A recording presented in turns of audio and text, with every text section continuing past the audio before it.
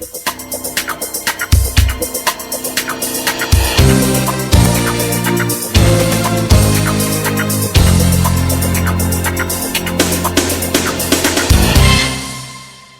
programa Estação Saúde está no ar, mais uma semana começando, mais uma vez entrando aí na sua casa, já agradecendo pela sua audiência, pela sua participação e te convidando para assistir o programa de hoje.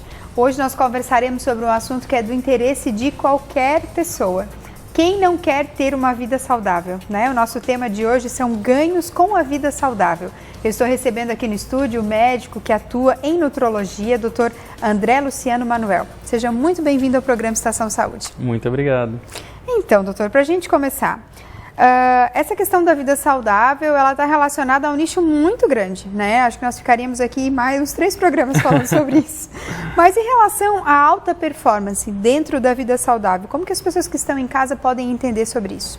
Então, Gabi, na verdade, assim, o que é alta performance, né? Quando a gente fala em vida saudável, a gente precisa entender que a gente está falando de muitas coisas. As pessoas relacionam hoje vida saudável a emagrecimento e a ter um corpo em forma. Infelizmente, vida saudável passou a ter esse conceito. E eu costumo dizer que eu busco sempre alta performance com meus pacientes. E alta performance, ela tem um conceito individual. A minha alta performance nunca vai ser a mesma que a sua e não vai ser a mesma de quem está assistindo a gente hoje. Por quê? Muitas pessoas me procuram buscando uma alta performance esportiva, por exemplo. Querem ter um alto desempenho em um determinado esporte. Outras pessoas querem ter um alto desempenho na sua vida profissional, na sua vida pessoal, num relacionamento, numa relação conjugal. Então, a alta performance, ela é individual. E o mais interessante é a gente perceber que com vida saudável a gente consegue atingir alta performance em todas essas áreas. A vida saudável, ela traz ganhos em muitas áreas da nossa vida que vão muito além do emagrecimento e de uma forma dita como a ideal, digamos assim, né?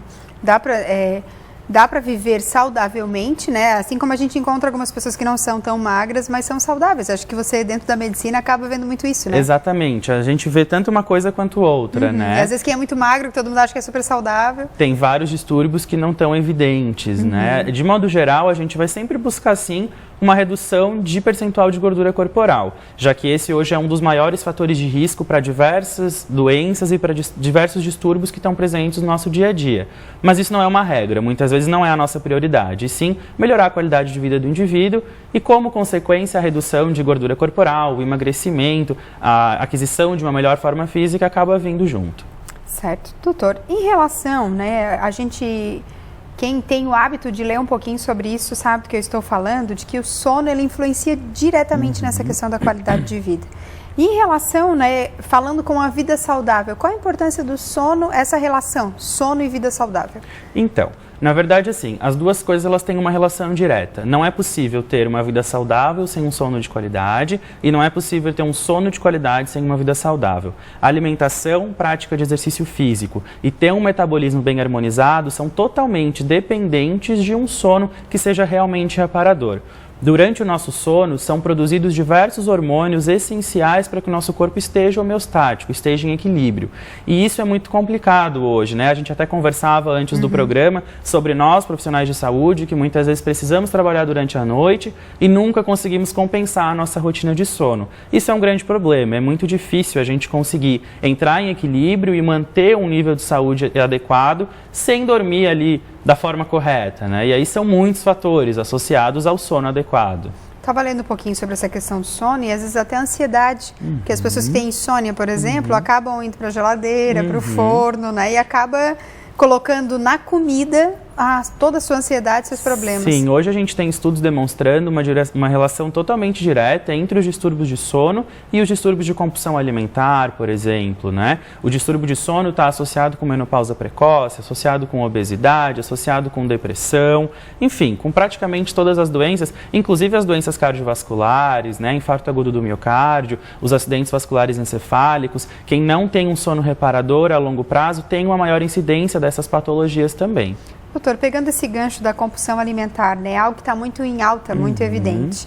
E algumas, falando um pouquinho de Instagram, das mídias, algumas mídias acabam colocando a culpa, né, em pessoas que tentam ser saudáveis e achando que isso pode gerar compulsão alimentar. Eu acho que uma coisa não tem nada a ver com a outra, o povo anda distorcendo um pouquinho as coisas. Né? A gente tem que tomar bastante cuidado hoje com essa questão de mídias sociais, né? Hoje todo mundo tem acesso a muita informação e nem sempre essa informação é de qualidade. A compulsão alimentar, de modo geral, é um distúrbio orgânico, né? Existem aí déficits de substâncias, de neurosubstâncias, que fazem o indivíduo ter compulsão alimentar. O que é compulsão alimentar em primeira instância, né? A compulsão alimentar é um distúrbio de uma alta ingesta de comida, independente da comida que seja, geralmente vai ser comidas que não são nutritivas, né? Num curto intervalo de tempo e associada a um sentimento negativo. Então é aquela pessoa que geralmente sozinha, sem que ninguém veja, come uma grande quantidade de comida em questão de 5, 10 minutos e logo em seguida ela tem um sentimento negativo associado a isso. Geralmente esses indivíduos têm grandes distúrbios metabólicos associados e precisam de um acompanhamento médico, por vezes nutricional, muito intenso para que a gente consiga, primeiramente, resolver o problema da compulsão e depois pensar na questão também de redução de percentual de gordura corporal, controle de obesidade e tudo mais. É porque acaba esse modismo de falar sobre compulsão alimentar e aí entra a questão de que eu posso comer tudo, eu posso fazer tudo e acaba se esquecendo que nós estamos falando não só de emagrecimento, mas sim de vida saudável. De vida saudável, né? Muita gente acaba emagrecendo sem saúde e esse nunca vai ser o objetivo. Certo. O programa Estação Saúde vai para um breve intervalo, mas a gente já volta falando um pouquinho mais sobre ganhos com a vida saudável.